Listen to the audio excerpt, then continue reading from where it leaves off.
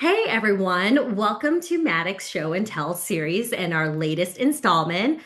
As always, we're not here to cover best practices, tips, and tricks. We're actually here to hear from some of the best in CS and actually see the content that they are using with their customers.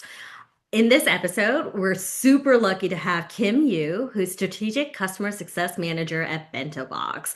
Welcome, Kim, and we're excited to see the business review you're going to show us. Thanks for having me.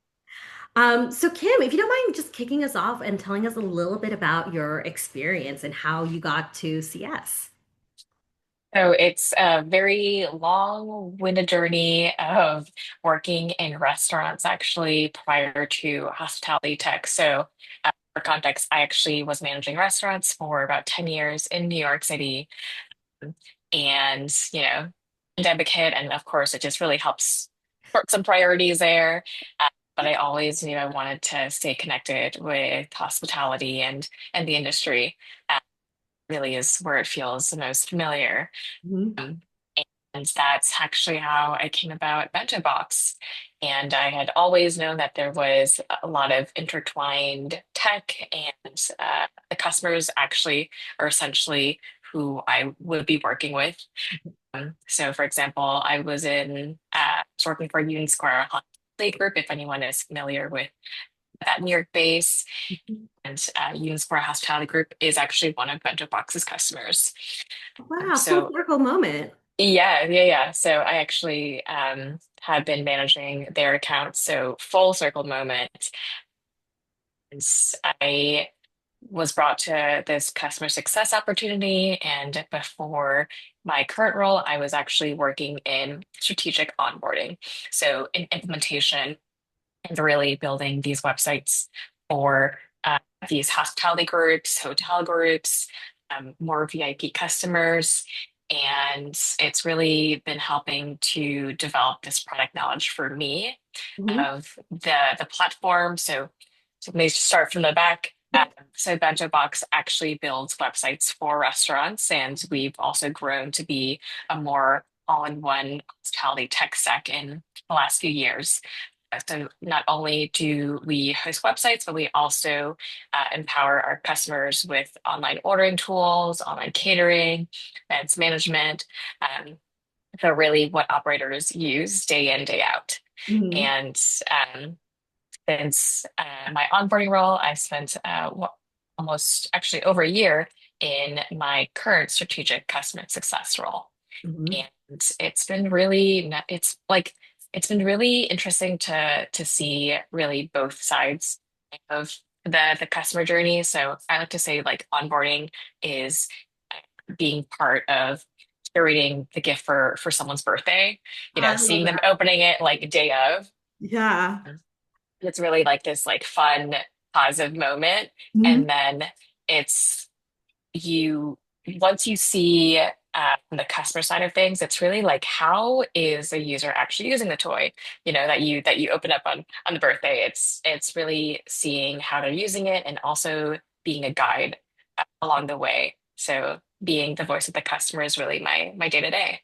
I love those analogies. One of the reasons I'm really excited to have you on and sharing your content is, and granted, this is based on knowledge from reading Kitchen Confidential, Anthony Bourdain's book, but I feel like if there was ever Okay. a no nonsense customer, it would be the people you are selling to your customer base, the restaurant Yes. stuff. So I'm really interested to see like what is this business review that they are vibing with, that they are like these no nonsense people are buying into. So that's why personally I was like, yes, I want to talk to Kim. Um, Before we dive into the show and tell portion, I have a couple questions that I'd love to pick your brain on. So when you think about all the content you've worked with, what kind of content have you seen be the most successful in terms of moving the needle? And why do you think it's been successful? So with my book of accounts, it really varies with the customer. So Mhm. I have single concept small business operators, right? Mhm. Owner operators who really use us for more ordering, more revenue impacting, revenue driving. Yeah. aspects of their business. And I also, on the other side of things, I work with a lot of enterprise customers that come from, multi-property hotel groups and multi-brand hospitality groups as well. So I what I try to do is make sure to personalize each business review to Mhm. tailor it to really their priorities. So when the customer signs up, we do field really what their priorities are. Is it, driving revenue through their site? Is it prioritizing SEO? Those are like the larger customers, like the Union Square hospitality groups of the world. So it's really, yeah, that really is like each business remit is so different, and as you know, their technical knowledge is too. Right? So I think breaking it all down, but also adding that expertise tone wherever I can is important. Does Yeah. that answer your question? No, it totally does. I think the takeaways I had from what you said is one, it's personalization, but specifically to what they care about, their company goals at the end of the day. And it seems like you're weaving that into the approach, the consultative approach you take, which makes total sense. Um, this is one of my favorite questions to ask. What part of the customer journey do you think should get more love? Ooh, I think, and this can be controversial, but I think the feature request part of the customer journey is a huge place where there's just I think, as the hospitality industry is constantly changing, the needs of our customers are constantly changing. And I do think our team does a really good job at fielding like what is important, scoping the work also and the effort to roll out these features. And also at the end of the day, is it sustainable? Because, you know, as I mentioned, like the industry is constantly changing. So what could be useful and impactful for customers now might not be 5 years from now. Yeah. And I'm sure AI is also wrecking things and turbocharging all of those changes too. Yeah, it's so interesting because a lot of I mean, we work in this like part of the world where it's like, no, I don't believe AI. AI is just a trend, and then those who are like a lot more, just really trying to dig deep as much as possible and understand every aspect of it. So it's so interesting. Everyone's Um, take. Last question, because I know everyone who's watching this right now is like, shut up, Bex. We want to see the show and tell. So, last question. What are the big no's when it comes to customer content? Is that, let's see, what are the big no's for customer? I mean, the biggest thing is just like having one content thinking that it would fit everyone, right? I think it goes back to like personalization when it comes to that content. And at the end of the day, like I come from a customer success side of things, and it's really building trust along the way and understanding our customers and what their needs are. I think if you just give some single concept small business owner, you know, like a lot of website performance stats, it's just not going to resonate. Yeah. It's going to break that trust. No, it's kind of funny because you only have like maybe one product that all these customers are using, but the story and the way they're relating to it can be so different. And on that note, I'm going to hand it off to you, and let you share your screen and we get to see this business review. Perfect. Can you see my screen? Yep. Okay. So, I am showing you from the Google slide, basically my side of things, what I am building as a business review for the customer presentation. So, this is using a multi-concept template. So, just to give you some context, our CS ops team actually has worked with Matic to build different types of templates, like I mentioned, tailoring it to different customer types. So this one is using a multi-concept template. And our branding just recently changed, actually the last month. So it's going to look a lot more green over here compared to our recent branding.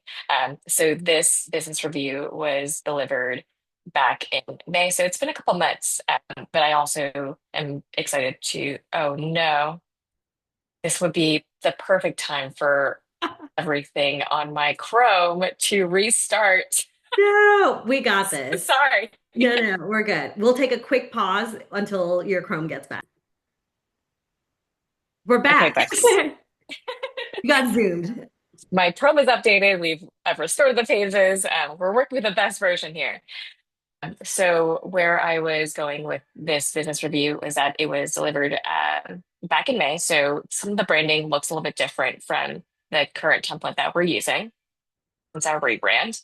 And this is for Crescent Hotels, as you can see here. So it's for a portfolio of about 20 plus concepts under this hotel management group. And fun story is actually I was their onboarding manager a couple years back. In full circle, I did volunteer to become their current customer success manager. So it's been really great to see these websites that help build out in the world. And now on the other side of things, they've been live for a couple years. How are we doing? What I include in this deck is generally sections where we go through the account overview, really like the business health, how long the partnership has been with them, how many accounts they have with us, really just keeping it very high level, especially when the audience is generally our main contact, but also can include some other stakeholders that aren't really part of, regular comms. So really keeping it as high level as possible with the account overview and business goals.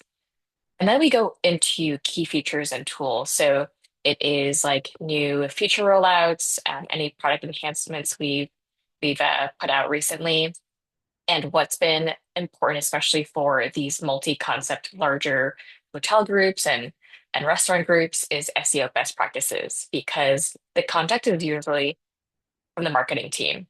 And in this case, it is a, I think, head of like food and beverage marketing from the digital team. So I find that SEO is such a buzzword, and having this section is really important.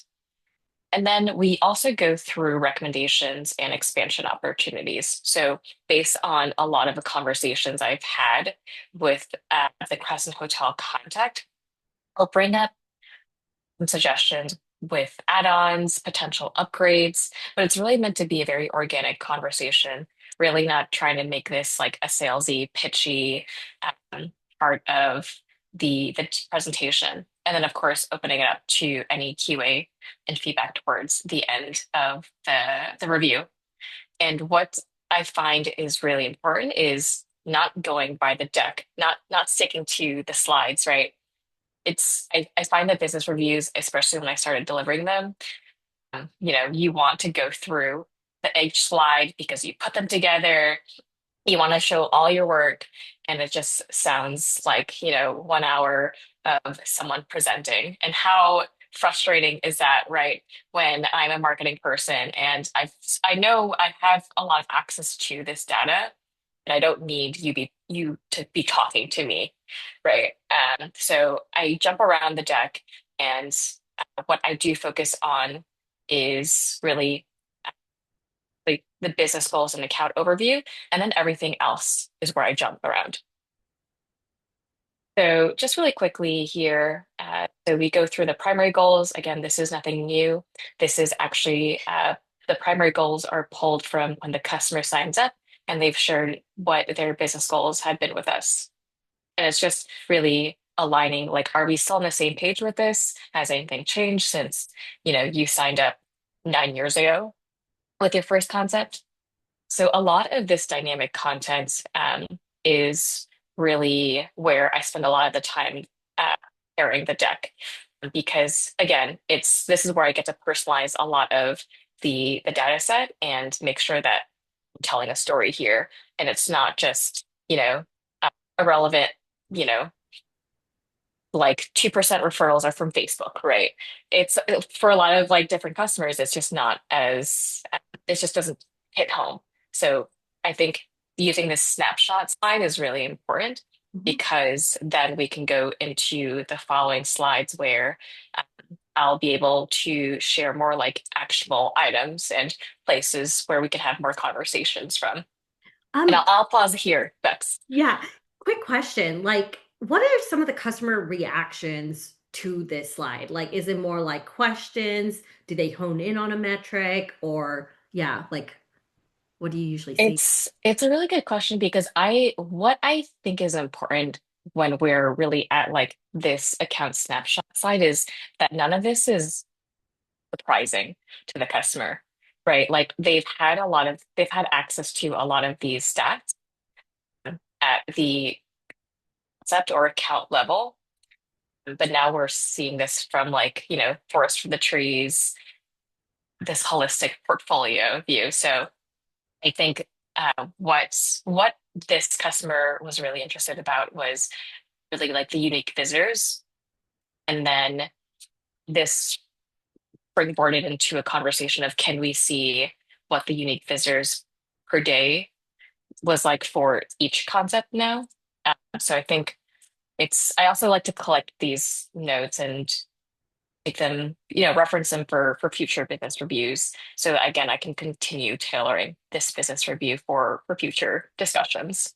I think it's actually really important what you said, which is like, I think sometimes there is this tendency to want to go into problem solving and solutions and recommendations, but it's so important to make sure you're still aligned, whether it's on the objective level or on the performance level too, making sure you're on the same page before you go off with your recommendations.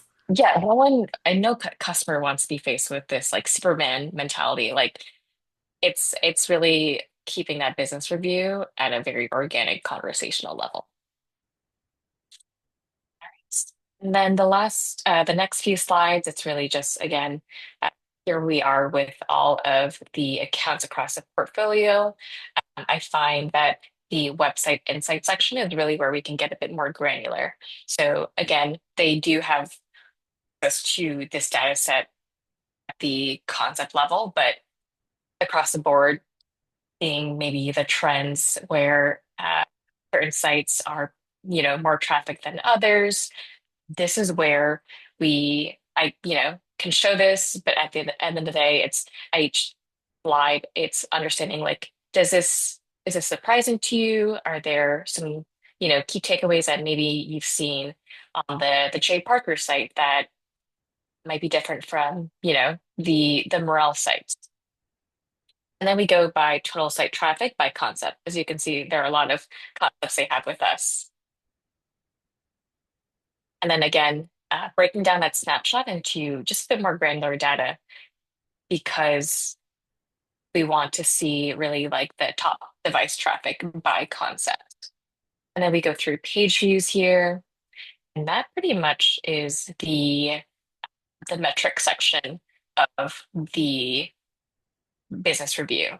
And this is where I like to spend really the most time. And then after that, it's where you see a lot of the key features. This is kind of like the fun, like, hey, just a reminder, I know you're constantly updating menus and doing the same exact website updates each day, but remember that we recently launched an AI powered content creation tool. I think it's especially useful for a lot of those regular users who, can kind of have the blindfold on and just reminding them that we're constantly improving the platform. And then SEO best practices here. We don't need to go through all this, but it is actually, depending on the marketing person, this is really insightful where they'll use this section to share with a lot of their marketing managers. And then with the recommendations and expansion opportunities, this is where we've talked about adding email campaign to one concept. That's something that you're interested in other concepts here. So really just bringing this back up as, again, an organic moment for there to be some sort of potential expansion. And that pretty much sums up the business review. And I can tell you, like, the length of this deck can be like 40 slides long, but it can also be cut down to 24. So it's tailoring at the Um, end of the day. you mentioned that you jump around quite a bit when you're doing this and all of that. What Mhm. would you say is like outside of the metrics, like business overview, account overview slides? What is the slide that you feel like gets a wow from your customers as you're going through it? Like, what is the one you're jumping to all the time? I actually think SEO best practices and recommendations, like our platform really started with websites, and a lot of our, you know, long-term, long-time customers have grown, and especially with these multiple concepts, they do Mhm. focus on SEO from the digital marketing side because that's such a buzzword here. So I do think that we tend to jump to this section a lot. Mhm. And then the customer has a lot of follow-up questions and does look for more metrics from our side. Got it. Well, So it feels like you're almost playing SEO agency for them too, a little bit. it's sort of playing, yes, there's like a fine line of like we are not an SEO agency, but also I think especially in this role, it's making sure the customers are supported with resources. Mhm. And there are so many resources out there. It's kind of crazy, Bex. You don't say. SEO. Yeah. Cool. This has been so awesome to see. I think we mentioned this before, but like this notion of align, make sure you're on the same page and use that Hmm. as a jumping off point is so critical to these conversations, especially with how quickly things are changing even in SaaS. You mentioned in restaurant land is like turbocharged in terms of how quickly Yeah. things are changing. It's such a critical part of these business reviews, a good check-in point for that. It's Um, a check-in point. It's a conversation. And I also wanted to mention that I wanted to show this one that was uh, shared back in May, because what this business review does is just making sure to continue building that relationship, strengthening it, and it's informing our customers that, we are continuing to support them as they evolve. mhm. And since May, they have added two new concepts with us. Oh, wow. And I think the monthly subscription is about 250 a month Mhm. with website and compliance tools. So that's about, for two concepts, 6K in ARR. So it's just keeping keeping our relationship, Mhm. on track. I love it. And it's almost like getting more out of the happy customers too at the end of the day. Yeah, yeah, yeah. Awesome. Thank you so much, Kim, for taking the time to share this with us and walk us through it. Business reviews, hottest topic out there, always contentious, but I think you've shown us a really good way of approaching it and making it meaningful for the customer. Thank you again for joining. And yeah, can't wait for the next episode. Thanks for having me, Bex. Bye, everyone.